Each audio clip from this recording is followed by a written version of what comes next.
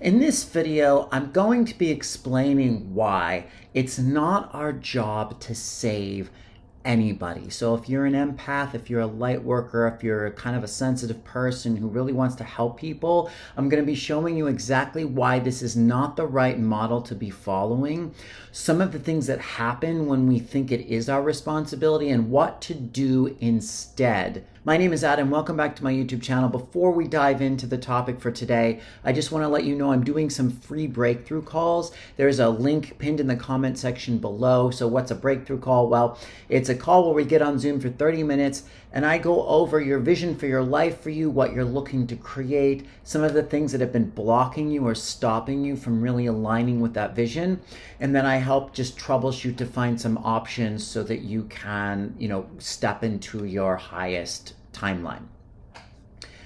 Okay, so who relates to wanting to help people and kind of wanting to help wounded people or people in trauma, people in trouble?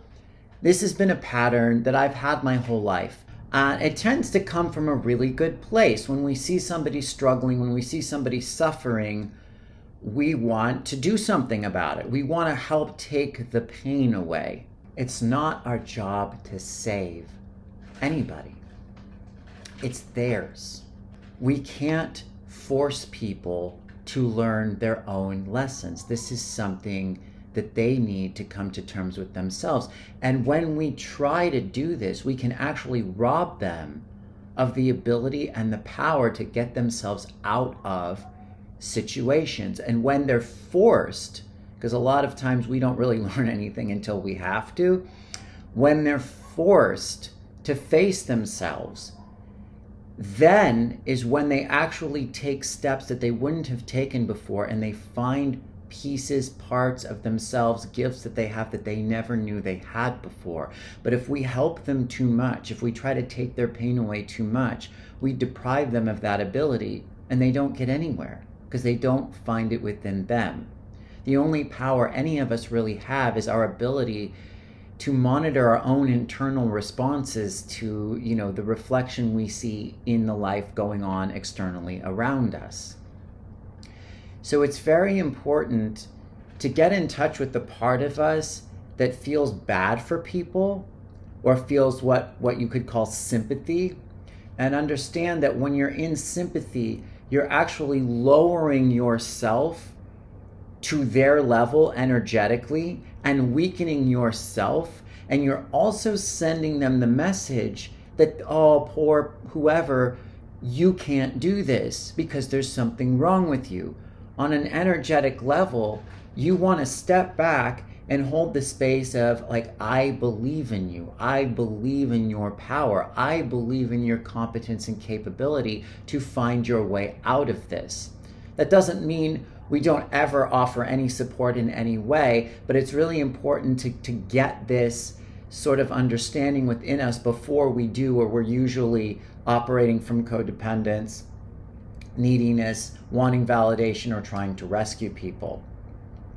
And just feel how that feels in your body when someone gives you the energy of, like, oh, poor baby. Like, what does that make you feel? It makes you feel like, oh, I'm a poor baby. You just mirror it. I'm helpless. I'm powerless. Okay. The other thing that happens here when we try to help people too much is it usually comes from a desire to get away from our own problems.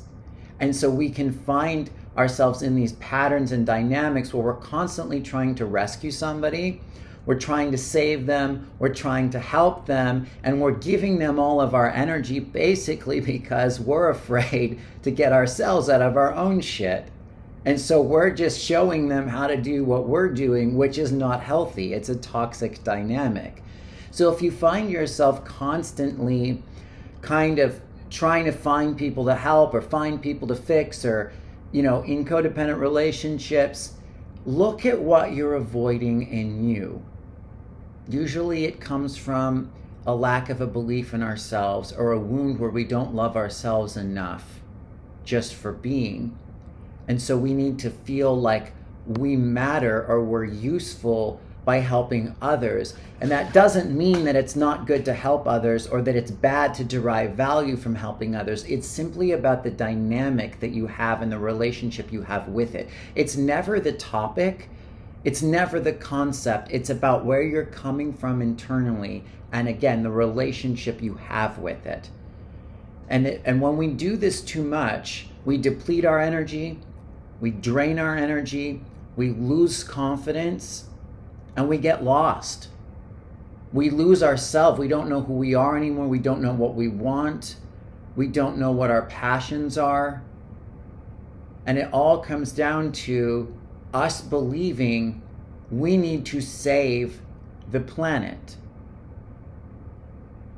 Believe that the planet is already healthy.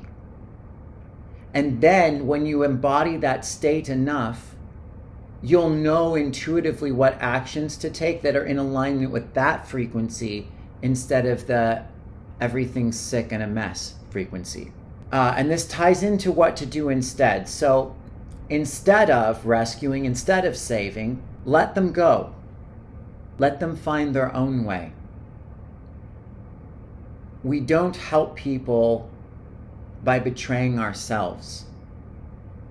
We are an energetic mirror.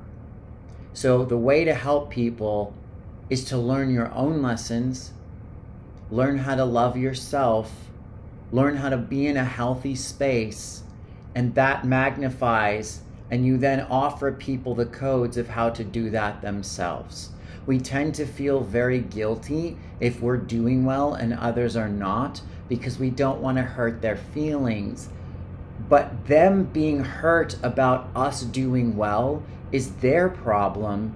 And also, if they're deeply envious because someone else is doing well, they're not allowing themselves to find success.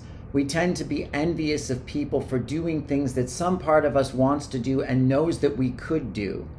So by you being successful, by you being healthy, you're actually showing them how to do that. You want to really ground in the knowing that you doing your best and being healthy is how you help raise the vibration of the planet, because then you're in empathy and compassion as opposed to sympathy and lack. Anyway, thank you so much for watching. Please let me know if you have any suggestions, comments, revelations, breakthroughs. I always appreciate everybody who supports me and watches my videos. I have a free book list in the description below if you'd like to download it. It's 15 books that really made a huge difference on my healing journey. Other than that, I appreciate it very much, and I look forward to next time. Bye-bye.